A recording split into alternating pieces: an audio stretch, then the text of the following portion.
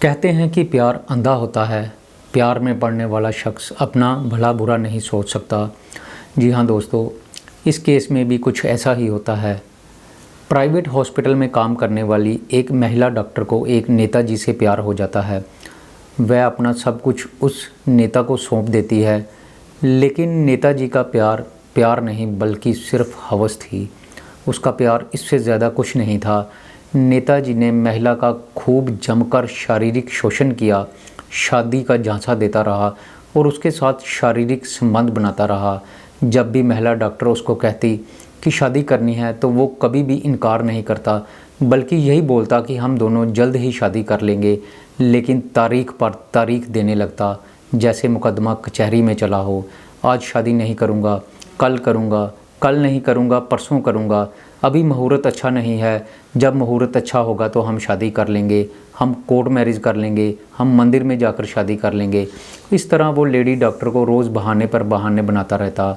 महिला डॉक्टर को कभी भी ऐसा नहीं लगता कि उसका प्रेमी उसके साथ झूठ बोल रहा है। वो हमेशा यही सोचती कि ये मेरे से शादी कर लेगा।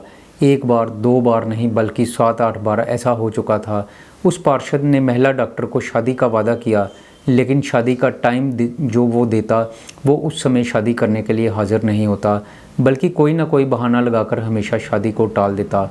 उसको लगता था कि सब कुछ ऐसा ही चलता रहेगा, मैं उस महिला डॉक्टर को बहला फुसलाकर उसका शारीरिक शोषण करता रहूँगा, मज़े करता रहूँगा, और जब भी वो शादी के लिए कहेगी तो मैं उसको मीठी गोली देता रहूँगा।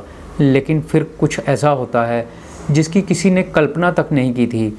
कोई प्रेम में धोखा खाया हुआ इंसान किस कदर ख़तरनाक हो सकता है, ये उस महिला डॉक्टर ने साबित कर दिया। बिहार के छपरा ज़िले में एक लेडी डॉक्टर अभिलाषा नाम की थी। उसका प्रेम संबंध यहाँ के ही पार्षद वेद प्रकाश से काफ़ी दिनों से था। एक दूसरे के साथ दोनों प्रेम संबंध में थे। ये सिलसिला लगभग तकरीबन 2 साल से चल रहा था। वेद प्रकाश ने इस दौरान महिला डॉक्टर अभिलाषा का खूब जमकर शारीरिक शोषण किया, रिश्ते बनाए। उसके बाद इस कहानी में एक नया मोड़ आता है जिसकी कल्पना तक किसी ने नहीं की थी। एक दिन महिला डॉक्टर अभिलाषा अपने प्रेमी वेद प्रकाश गुप्ता को अपने घर पर बुलाती है। उसके बाद दोनों बेडरूम में चले जाते हैं। प्रेमी बहुत खुश था। उसको लग रहा था कि उसको मौका मिल गया है, वह आज फिर से खूब मज़े करेगा और महिला डॉक्टर के साथ आज की पूरी रात बिताएगा। इसके बाद वो उसके बेडरूम में चला जाता है, लेकिन यहाँ पर वेद प्रकाश गुप्ता के साथ जो होता है वो वेद प्रकाश ने सपने में भी नहीं सोचा था। महिला डॉक्टर बेडरूम में जाकर वेद प्रकाश से पूछती है कि आज के ही दिन तुमने मुझसे शादी का वादा किया था, मैंने हाथों पर अपने तुम्हारे नाम की मेहंदी लगा रखी है, अब बताओ कि तुम मेरे साथ शादी करोगे या नहीं करोगे। उसके बाद नेता वेद प्रकाश फिर बात को घुमाने लगता है। डॉक्टर फिर से वो डॉक्टर को झांसा देने लगता है। उसके बाद महिला डॉक्टर का गुस्सा 7वें आसमान पर पहुंच जाता है। वह उसको बोलती है कि तुमने मेरा सब कुछ बर्बाद कर दिया, मेरा पैसा, मेरा बिजनेस, मेरे माँ बाप, मेरे भाई, सब ने मुझसे नाता रिश्ता तोड़ लिया। अब तुम मुझसे शादी करने में आनाकानी कर रहे हो, मैं तुम्हें सबक सिखा कर रहूँगी। तो प्रेमी वेद प्रकाश बोलता है कि मैं तुमसे शादी नहीं करूँगा, तुम्हें ऐसे ही रखूँगा, तुमने जो उखाड़ना है उखाड़ लो। और उसके बाद महिला डॉक्टर सच में ही वो उखाड़ लेती है, जिसकी कल्पना भी वेद प्रकाश ने नहीं की थी। जी हाँ दोस्तों, ये सारा किस्सा 1 जुलाई 2024 का है। बेडरूम से चीखने चिल्लाने की आवाज़ें आने लगती हैं। लेडी डॉक्टर पुलिस को फ़ोन करती है और अपने बताए हुए एड्रेस पर पहुंचने को कहती है। पुलिस वाले लेडी डॉक्टर के घर पहुंचते हैं तो अंदर का नज़ारा देखकर वो दंग रह जाते हैं। अंदर प्रेमी वेद प्रकाश गुप्ता लहूलुहान हालत में पड़ा था। जब पुलिस वाले अंदर दाखिल होते हैं तो वो उस समय वीडियोग्राफी भी कर रहे थे। वेद प्रकाश दर्द से कराह रहा था, मरने की कगार पर पहुंचा हुआ था, लेकिन तब भी वो अपने आप को छुपाने की कोशिश कर रहा था। वो बहुत शर्मिंदा था, अपना मुंह बार बार छुपा रहा था। वो पुलिस वालों का कैमरा बंद करने की कोशिश कर रहा था। पुलिस वालों को माजरा समझ नहीं आ रहा था। वो उस महिला को पूछते हैं, क्या बात है, क्या हुआ, हमें बताओ। लड़की पुलिस वालों के हाथ में एक बड़ा सा चाकू रख देती है और पुलिस वालों को बोलती है कि मैं गुनहगार हूँ, आप मुझे हिरासत में ले लीजिए। पुलिस वालों को कुछ भी समझ नहीं आ रहा था। वो बोलते हैं कि मैडम पहले हमें ये तो बताइए कि आपने कौन सा जुर्म किया है, हम आपको क्यों हिरासत में ले लें।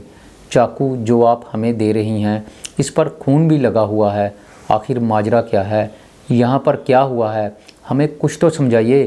तो महिला डॉक्टर अभिलाषा पुलिस वालों को सब कुछ बताना शुरू करती है। अभिलाषा बताती है कि तकरीबन 2 साल से उसका और वेद प्रकाश का प्रेम संबंध चल रहा था। वह उसके साथ लिव इन में रह रही थी और पिछले 3 महीनों से वेद प्रकाश उससे शादी करने के लिए टालम टोल कर रहा था। वह उसको शादी के लिए बोल रही थी, लेकिन वेद प्रकाश उसको तारीख पर तारीख दे रहा था। 1 जुलाई के लिए भी उन दोनों ने शादी की तारीख तय की थी। वेद प्रकाश ने शादी के लिए हाँ तो बोल दी थी। अभिलाषा ने अपने हाथों पर वेद प्रकाश के नाम की मेहंदी लगा रखी थी। उसको बड़ी खुशी थी, उसको लग रहा था कि अब हमारी शादी हो जाएगी। वो वेद प्रकाश गुप्ता का इंतज़ार करने लगती है, लेकिन इस बार भी हमेशा की तरह वेद प्रकाश अपनी बात से पलट जाता है। वो निर्धारित समय पर कोर्ट में नहीं पहुंचता। ये लोग कोर्ट मैरिज करवाना चाहते थे, वो कोर्ट में नहीं पहुंचता। लेडी डॉक्टर का गुस्सा 7वें आसमान पर पहुंच जाता है। वो उसको बहाने से अपने घर में बुलाती है। प्रेमी अभिलाषा के बुलाने पर उसके घर चला जाता है। प्रेमिका पहले तो वेद प्रकाश को धोखे से बेहोशी का टीका लगा देती है। उसके बाद वेद प्रकाश पर बेहोशी छाने लगती है। वो बेहोश हो जाता है। प्रेमिका वेद प्रकाश की पैंट उतारती है और उसका गुप्तांग काट डालती है और उसके बाद वह पुलिस को फ़ोन करती है। पुलिस वाले मौके पर पहुंचते हैं। वेद प्रकाश को बेडरूम से निकाला जाता है और उसके बाद उसको इलाज के लिए छपरा भेज दिया जाता है। अभिलाषा से जब पूछताछ की जाती है कि उसने ऐसा काम क्यों किया, तो वो बताती है कि वेद प्रकाश ने मेरी ज़िंदगी को बर्बाद कर दिया।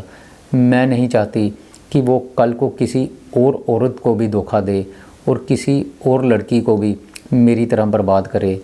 थोड़ी देर में ये बात पूरे प्रदेश में आग की तरह फैल जाती है। जो भी इस घटना के बारे में सुनता है वो हैरान रह जाता है। कुछ लोग उस लड़की को सही ठहरा रहे थे और कह रहे थे कि प्यार में धोखा देकर किसी की ज़िंदगी को बर्बाद करना सही नहीं है। अगर लड़की ने ऐसा किया तो उसने ठीक ही किया। वेद प्रकाश ने उस महिला डॉक्टर को धोखा देकर उसका यौन शोषण किया और फिर शादी से मुकर गया। लेकिन कुछ लोग इस घटना की कड़ी निंदा भी कर रहे थे। वो कहते हैं कि महिला के साथ अगर कुछ गलत हुआ तो महिला को ऐसा नहीं करना चाहिए था, बल्कि पुलिस के पास जाना चाहिए था, कोर्ट में केस करना चाहिए था और उस शख्स को कड़ी से कड़ी सज़ा दिलवानी चाहिए थी। कानून को अपने हाथ में लेकर उस महिला ने ठीक नहीं किया। एसपी कुमार आशीष ने बताया कि इस पूरे मामले की छानबीन की जा रही है। एफआईआर दर्ज कर ली गई है। लेडी डॉक्टर से भी पूछताछ की जा रही है। सारा मामला जल्द ही सॉल्व हो जाएगा। तो दोस्तों, मेरी आज की ये कहानी यहीं पर ख़त्म होती है। मैं फिर आऊँगा आपके लिए एक नई कहानी लेकर। तब तक के लिए नमस्कार, शुक्रिया।